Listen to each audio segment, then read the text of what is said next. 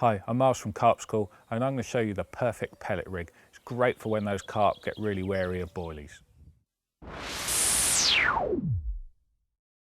So this rig will enable us to use a pellet like this, a really small 8-10mm pellet as a hook bait. Clearly you can't drill that because it would just keep crumbling and falling apart. So I'm going to show you how to mount a small pellet like that on the hair.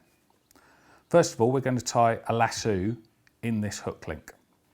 We're going to do that by tying a 3-turn grinner.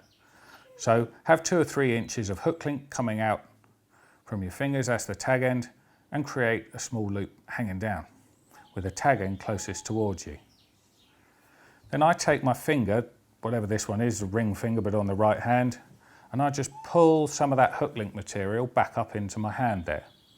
Keeping a bit of tension on with my left hand, I take the rest of the line, the rest of the hook link, and just pull it up into this pinch that I've got between my thumb and forefinger.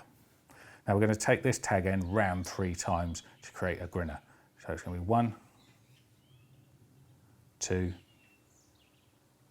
3 turns.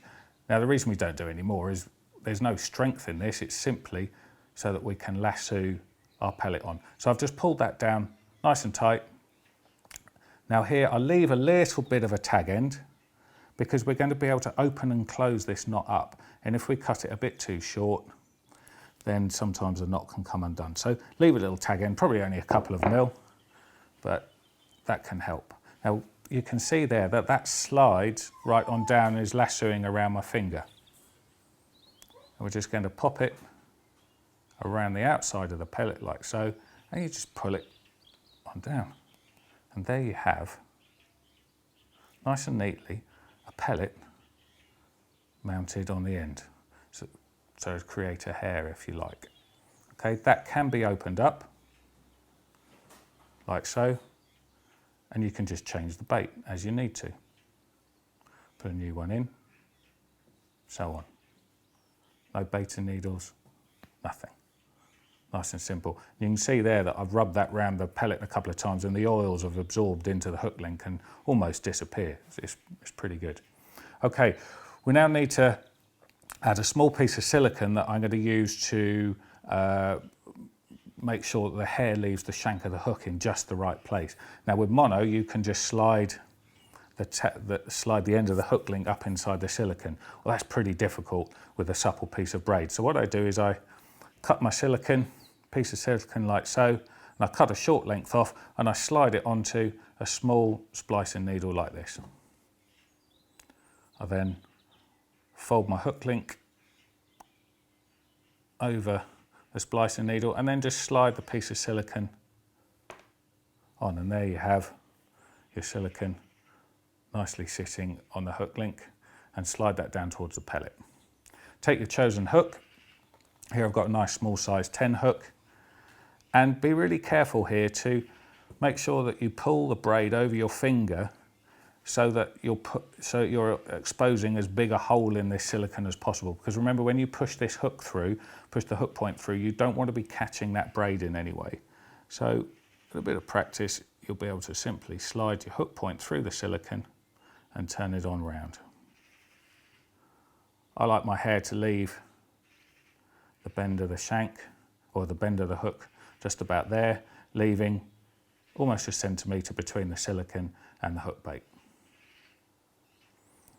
Then take the hook link material, take the tag end and pass it down through the eye to start tying a knotless knot.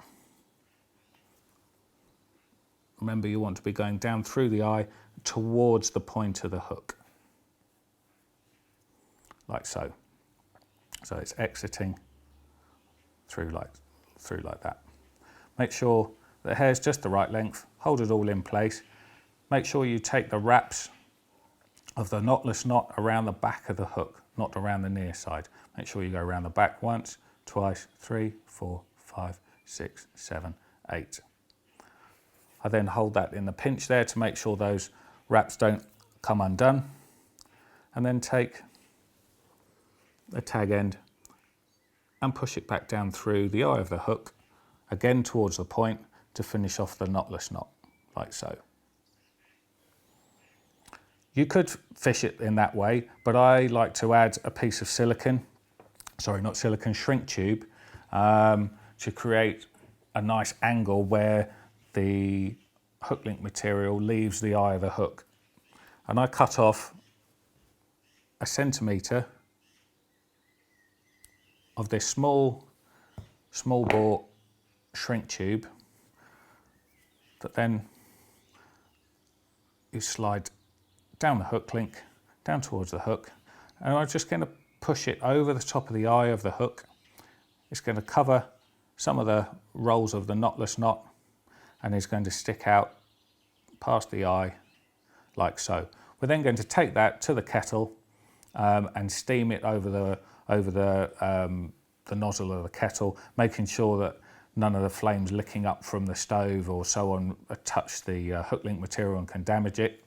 And we're going to shrink that into a shape like so that's creating the perfect angle for helping turn that hook when it's picked up by a fish.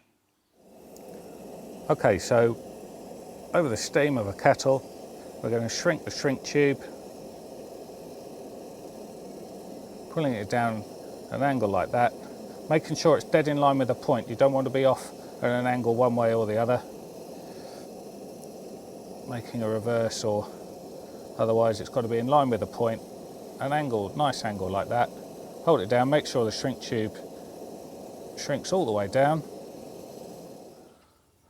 A nice neat pellet rig with the hook link material coming away from the eye of the hook at a good angle to turn the hook.